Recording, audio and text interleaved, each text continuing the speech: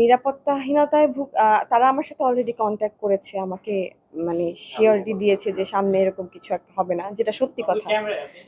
সামনে শিওরিটি দিয়েছে যে এরকম কিছু হবে না, যে একটা আপোষে আসো বা একটা সেটেলমেন্টে আসো। তো সেটেলমেন্ট একটাই আমাকে স্বীকৃতি দেওয়া, আর কিছু না। আপাতত আমি কিছুটা হলো মিথ্যা বলে তো লাভ নেই।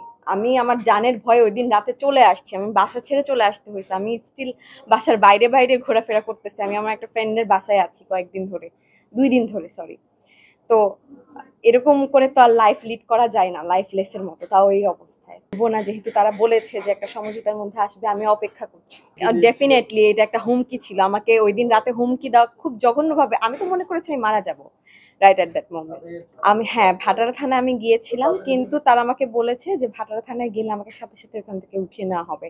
তো আমি ওই সাহস আর করি নাই ভাটারা থানার আশেপাশে যাওয়ার।